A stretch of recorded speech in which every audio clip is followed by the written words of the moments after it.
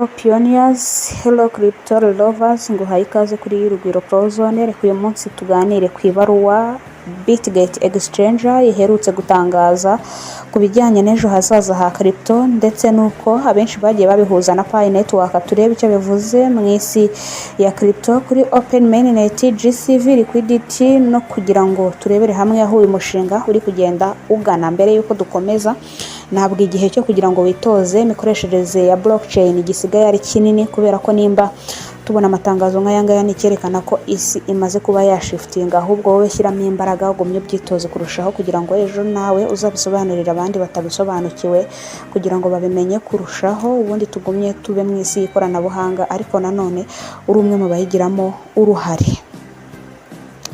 Iyi ngiyi iri muri video zikomeye tugiye kuba twaganiraho. Reka tubanze dusobanure neza icyo iyo bavuze ijambo on ramp, ubwo no kugira ngo umuntu wabimbajije abisobanukirwe. Turaza kuvugamo icyo on ramp ndetse na off ramp bisobanuye, n'impamvu Bitget ivuga ko crypto izinjira mu mibereho y'abantu ya buri munsi, impamvu ishobora kuba yatuma crypto yihuza n'amabanki mu buryo bwihuse, impamvu Pi ishobora kuba igenda isunikira ama exchange amwe namwe ndetse n'izindi crypto guhindura imikorere yazo nk'uko byari bisanzwe biteganijwe. Crypto izinjira mu buzima bwa buri munsi bw'abantu gute, cyangwa se icyo bita mass adoption. Bivuze ko Bitget yari irimo ivuga ko crypto itazongera kuba ibintu by'abantu batazi ikoranabuhanga gusa, ahubwo ko izaba isanzwe ikoreshwa mu buzima bwa buri muntu kandi buri munsi. Nk'ubu ngubu hazaba harimo kuba wayigura ibicuruzwa, kugura ibintu bitandukanye. Muzi ko coin ifite uwo mwihariko ari Pi Network gusa, cyangwa se Pi coin, kwimura amafaranga. Muzi ko Pi icyo ngiki iri kugikoraho kijyanye na Pi Pay, kwishyura serivisi n'ibicuruzwa. Ibi ngibi bizwi kuri Pi nyine, no guhererekanya imishahara. Ibi ngibi nyine nabyo biraza kuza kugaruka kuri Pi coin, nta yindi yari yabigerageza. Ibi bivuze ko crypto irimo kurenga icyiciro cy'abashoramari gusa, ahubwo ikinjira mu cyiciro cy'abantu basanzwe. Ni nk'uko ubu dukoresha mobile money, ejo uzajya ukoresha wallet yawe na blockchain, hanyuma ubasha gukemura ibibazo byawe. Bityo rero ku bantu bayihuje na Pi Network, nuko Pi Network ariyo coin cyangwa se ifite filozofi yo gukora icyo bita mass adoption, cyangwa se kwinjiza buri muntu wese mu isi ya crypto ndetse na blockchain.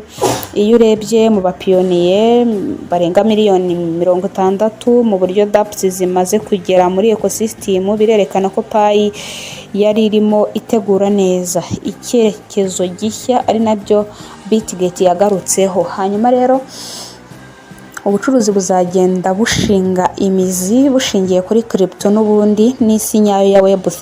Bitget ivuga ko ubucuruzi buzajya mu kindi cyiciro cya traditional finance, bikajya mu cyiciro gishingiye kuri blockchain, icyizere cy'amafaranga kikiyongera, hanyuma transparency nayo ikiyongera, imyitwarire y'ubucuruzi ikaba ari digital 100%.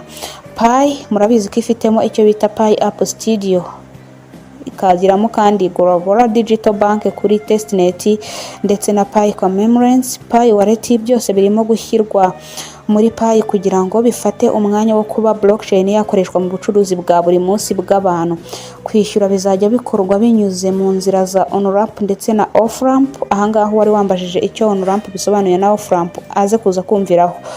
Ibi twabikora cyangwa se twakabisobanuye mu gice cyabyo cyonyine, ariko kugira ngo video igendere hamwe, iyo bavuze uburyo bwo kuva mu mafaranga asanzwe ya fiat nka Rwanda Nifra, USD, nk'amafaranga y'amanyakenya, kugira ngo yinjire muri crypto, nimba ufite wenda Pi ndetse na BTC cyangwa se USDT ukoresheje mobile money ukinjira kuri blockchain yawe, muri make on ramp ni fiat to crypto, naho off ramp ni uburyo bwo guhindura crypto mu mafaranga asanzwe.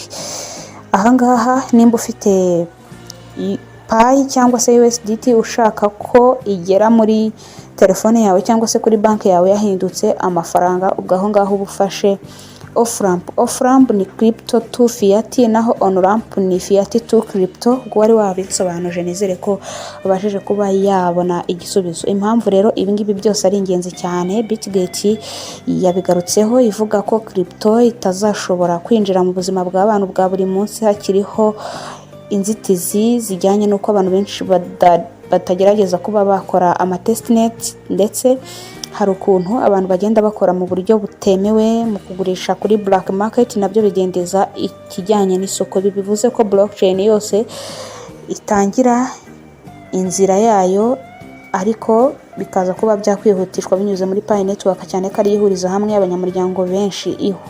Pi Network imaze imyaka irenga 5 yubaka ecosystem yo gukorera mu buzima bwa buri munsi bw'abantu, cyane ko bavuga ko coin yabishingiye ku buzima bw'abantu bwa buri munsi, cyangwa se yubakiye kuri community. Ariko kugira ngo Pi ibashe kwerekana ko yamaze kuba yabigeraho, yakoze icyo twita open mind, kandi irimo gutegura icyo bita open mainnet neza, kugira ngo off ramp zemewe zizabashe gukorwa neza, hanyuma habeho na on ramp zemewe, hazemo kandi partner y'abafatanyabikorwa n'amabanki cyangwa se mobile provider, hazemo kandi liquidity ihagije, ndetse no gukora ama-application agiye atandukanye agarukwaho nka Gorogoro Digital Bank kuri testnet ibashe kujya kuri mainnet, kibe bimwe mu bimenyetso byerekana intambwe Pi irimo iragenda itera. Impamvu ibyo Pi Bitget yavuze benshi bagiye babihuza na Pi nyine, murabyumva neza, ntago crypto yose itangira ihereza abantu amafaranga, ahubwo iha amahirwe abafite amafaranga umwanya wo kugira ngo bagure za coin, hanyuma babashe kubona amafaranga. Ariko crypto imaze kugeramo Pi yahaye abatari bafite ifaranga na rimwe amafaranga, hanyuma coin yayo igira agaciro. Pi ifite abarenga miliyoni 60, ejo bundi baherutse guserebura ko bari bujuje abarenga miliyoni 100. Ibyo bituma ihura 100% n'ibyo Bitget yavuze, kubera ko niyo coin ifite abantu benshi. Pi yubaka utility mbere yo kujya ku isoko, kandi Bitget yavuze ko crypto zigiye kuba zakwiha igihe zizaba zishingiye mu buzima bwa buri munsi, kugira ngo zikureho icyo twita speculation. Pi nayo ifite icyo bita Pi ecosystem irimo amadApps, Pi commemorates, ndetse na Pi wallets, ndetse n'ibindi bigiye bitandukanye. Ibi byose ni fondation cyangwa se ni foundation Bitget yavugaga.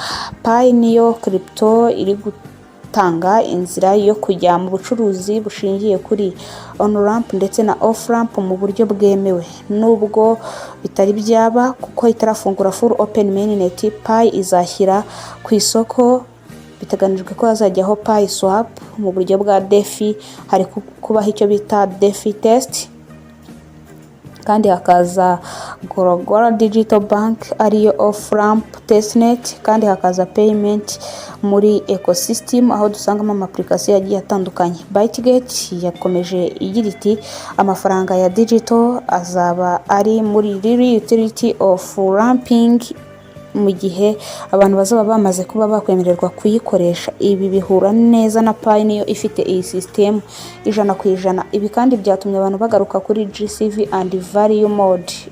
Impaka zari zikomeje mu gihe Bitget itari yaranditse ibi ngibi, kubera ko iyo urebye neza Bitget ivuga ko crypto z'ejo hazaza zigomba gushingira kuri utility, community trust, ndetse na reward.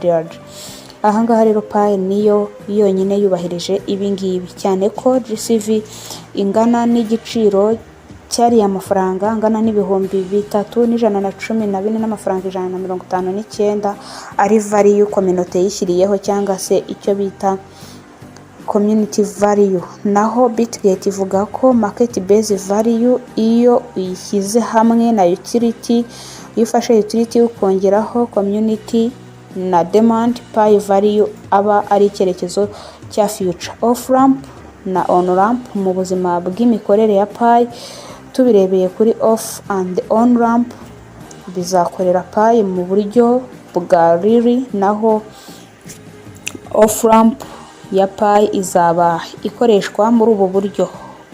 Uko ukoresheje Pi Wallet na Pi Bank Mobile uzaba uri gukoresha icyo bita off ramp, naho ukoresheje Pi n'uburyo bwa mafaranga MyUSD ndetse n'andi asanzwe nk'aya ngaya yo mu Rwanda Rwandan franc uzaba ukoresheje nabwo off ramp, naho nitujya kuri on ramp nk'uko twabisobanuye uzaba ukoresheje mobile money uyashyira kuri Pi Wallet cyangwa se ukoreshe bank card uyashyira kuri Pi Wallet, ukoreshe exchange zemewe. Ibyo byose uzaba uri gukorera kuri on ramp. Ibi byose bihujwe n'ibyo Bytegate yavuze kandi muzi ko na Pi iri kubitestinga. Bytegate rero yahaye abantu icyerekezo cy'ejo hazaza, ni nkaho yaciye amarenga, bityo crypto iri gukoreshwa n'abantu benshi ku isi. Ubucuruzi bushingiye kuri blockchain buba bwizewe cyane ko dusinya amasezerano tudakeneye undi mukomisiyoneri uwo ari we wese, ahubwo turabisinya tukabibika kuri blockchain. Tubisinya twifashishije icyo bita smart contract, hanyuma bikagenzurwa n'ubwenge bukorano bwa AI cyangwa se artificial intelligence.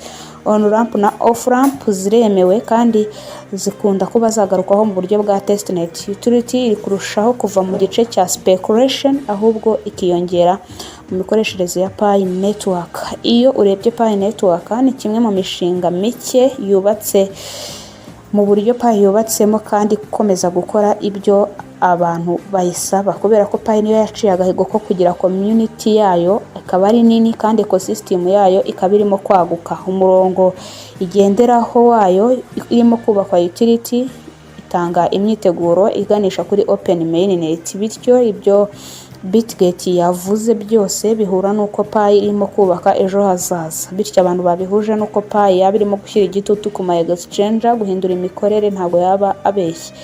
Aha rero twagarukaga ku mikorere ya Pi ndetse n'ibyo Bytegate yagiye itangaza. Muzi neza ko nyuma yuko Pi ifunguye open network yabashije kuba yaristinga ku ma exchange agiye atandukanye, muzari zamaze kuzuza ibisabwa birimo nko gukora KYB cyangwa se know your customer. Hanyuma abantu benshi bagenda bayisura cyangwa se bayitaho kugira ngo iyi Pi turebe aho iri kugana. Ama update nk'aya ngaya rero kwereka ko hari aho isi iri gushiftinga ijya, ntago bishobora kubaho nonaha cyangwa ejo, ariko wowe fata umwanya wige usubiremo wimenyereza imikoreshereze ya blockchain. Nk'uko twavuye mu guhinduranya ibicuruzwa tukajya mu gutanga amafaranga, tukareka kugendana amafaranga y'inote n'ibiceri, bukaba ushobora kwishyura umuntu ukoresheje telefone na crypto irimo irinjira mu buzima bwa buri munsi. Ndetse n'ikimenyimenyi nuko ibihugu bimwe na bimwe bigenda bikora icyo twita crypto adoption. Muzi ko nababwiye kuri Nigeria. Ikindi kandi mwige ku mikoreshereze y'ubwenge bukorano bwa AI, kubera ko nk'ubu ngubu ku itariki 12 umukuru w'igihugu His Excellency Paul Kagame yari ari mu nama igaruka ku mikoreshereze ya AI, ariko ntago yajya mu nama nk'iyo ngiyo ari byo gutigihe. Hari igihe rero ushobora kuza kuvuga ngo nzige ejo ntago habaho, ahubwo wakabaye ufatirana iki gihe, ubundi ugatangira kubyaza umusaruro telefone yawe, hanyuma ukamayiningira ku gihe, ukabika passphase zawe neza kugira ngo dutegereze icyo kuba team iri kudutegurira. Aha ni kuri Rugwiro Pro Zone, wanyumvaga mu ijwi rya Rugwiro Pro. Tugira group WhatsApp ducishamo amakuru agiye atandukanye agaruka kuri crypto ndetse na blockchain muri rusange, tuganira imikoreshereze ya blockchain ndetse na AI. Ushobora rero kutujoininga urebye muri video description ahanditse more, ugakuramo akalinki ukajya muri group yacu, uzajya ubona amatangazo ku gihe, niba ari ibyo guhindura ubihindure, niba ari ibyo kongera ubyongere. Ikindi kandi ushobora kudacaho ngaho ukareba muri comment ya mbere ni ibyo ngibyo ivuga, hanyuma tukaguma kubana turi umuryango mugari. Habaye hari ikibazo, igitekerezo se, inyunganizi ushaka kuduha, ushobora kubicisha muri comment yacu, ubundi tukabisoma tukagusubiza. Iyo atari ibintu dusubirizaho, tubirindiriza kubikoreraho ikiganiro, hanyuma ukazasubirizwa muri icyo kiganiro neza cyane. Aha rero navuga ni reka tugumye tubike amapassphase yacu. Nimba Bytegate ica amarenga nk'aya ngaya, byanze bikunze baba bafite amakuru n'icyo babishingiyeho kugira ngo babitugezeho. Ni wowe wo kubika amapassphase yawe neza, kuko umushinga wa Pi uzaribwaho n'umuntu uzihangana. Ntabwo kumayininga bisimbura imirimo y'amaboko, ni mujye mu kazi gasanzwe, dukomeze dutegereze ibyo kuba team iri kudutegurira. Ubwo ngubwo aba ari nyuma y'uko umuntu akubwira ati ngurikije amafaranga ya GCV akazi gasanzwe ntago ngakeneye. Ariko kubera ko utazi igihe Dr Nicholas azabikorera, nakubwira nti nyamuneka wikiyicira igihe, koresha time yawe ufite nonaha kubera ko ejo ntago habaho. Ndagushimiye we twabanye, nizere ko wamaze gukanda subscribe, liking iyi video, uyisharinge bagenzi bawe bakuremo ibiganiro bigiye bitandukanye twagiye tugarukaho. Imana ibarinde.